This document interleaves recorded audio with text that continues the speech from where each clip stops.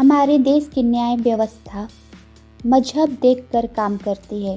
अगर सामने वाला कल्प्रिट आतंकवादी, घुसपैठ या मुस्लिम है तो सुप्रीम कोर्ट के मिलोड साहब मानवता की दृष्टि से फैसला सुनाते। वहाँ संविधान के नियम कानून मायने नहीं रखते। उत्तराखंड के हल्द्वानी में सुप्रीम कोर्ट के मिलोड साहेबों ने हाईकोर्ट के फैसले पर ये कहते हुए स्टे लगा दिया है कि सरकार इनको पहले पुनर्वास कराए, यानी इनको घर दे, फिर रेलवे अपनी ज़मीनें खाली कराए। लेकिन सुप्रीम कोर्ट ने ये नहीं बताया कि सरकार क्यों इनका पुनर्वास कराए।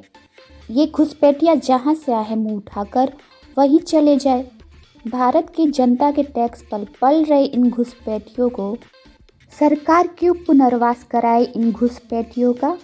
सुप्रीम कोर्ट के मिलोड साहब को इतना ही दया मानवता इन घुसपैठियों आतंकियों में दिख रहा है तो ये खुद ही अपने घर में पनाह दे। जनता के टैक्सों पे इनका पुनर्वास क्यों। भारत में जितने सेकुलर है जिनको इन घुसपैठियों आतंकियों में दया मानवता दिख रही है वो अपने घरों में इनको पनाह दे। भारत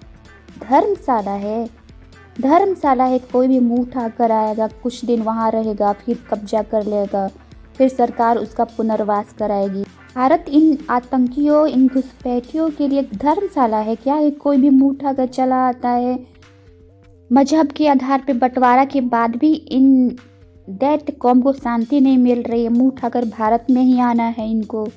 निर्लज कौम है ये।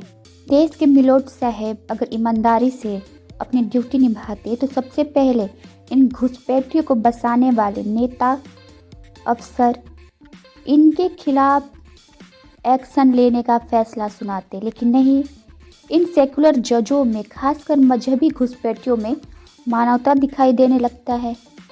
अगर भारत के जज साहब इसी तरह मानवता की दृष्टि से फैसला सुनाने लगे तो इस हिसाब से कानून संविधान की क्या ज़रूरत है। यही सुप्रीम कोर्ट है जो आतंकियों के लिए रात 2 बजे खुल जाता है। सच में दुनिया में सबसे भ्रष्ट न्याय व्यवस्था अगर कहीं है तो वो है भारत की। यहाँ के जज साहब आए दिन अपनी औकात दिखाते रहते हैं और ये औकात इसलिए भी दिखा देते हैं क्योंकि यहाँ के निठल्ले सांसदों को सही नियम कानून बनाने की भी औकात नहीं है। देश की संस्कृति कैसे बचे। इन निठल्ले निकम्मे सांसदों को, सेकुलर मंत्री संतरियों को इससे कोई लेना देना नहीं। इन्हें बस इन घुसपैठियों को इनसे वोट लेना है।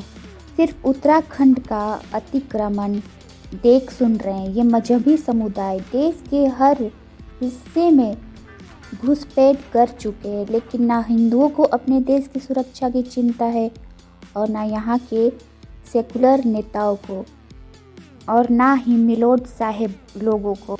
ये वही सुप्रीम कोर्ट है जो श्री राम मंदिर का फैसला सुनाते हुए भी इनकी सांसें फूल रही थी। फैसला तो हिंदुओं के पक्ष में आया लेकिन इन लुटेरों को भी अलग से 5 एकड़ ज़मीनें देने का भी फैसला सुना देते हैं। इतने डरे हुए जब न्याय की कुर्सी पर बैठेंगे तो आप कैसे सोच सकते हैं कि ये सेकुलर जज न्याय करेंगे। रेलवे और डिफेंस के बाद इस देश में सबसे ज़्यादा ज़मीन अगर किसी के पास है तो वो है वक्फ बोर्ड के पास। या ये कहे कि वक्फ बोर्ड को कांग्रेसियों ने देश की ज़मीनों पर कब्जा करने के लिए खुली छूट दे रखी थी। वक्फ बोर्ड के पास इतनी ज़मीनें हैं, सुप्रीम कोर्ट को चाहिए कि इनसे कहे कि इन घुसपैठियों को अपने कौम के लोगों को घर मुहैया कराए। वक्फ बोर्ड भारत की इतनी ज़मीनें हड़प कर बैठा है, अगर ये चाहे तो अपने समुदाय को घर मुहैया करा सकता है। सरकार जनता के टैक्स पर क्यों इन्हें घर मुहैया कराए। 1990 में कश्मीरी पंडितों को, कश्मीरी हिंदुओं के नरसंहार को पुराना मामला बताने वाला ये सुप्रीम कोर्ट 50-60 साल पुराने मजहबी अवैध घुसपैठियों को इनके पुनर्वास की बात कर रहा है, मानवता की बात कर रहा है।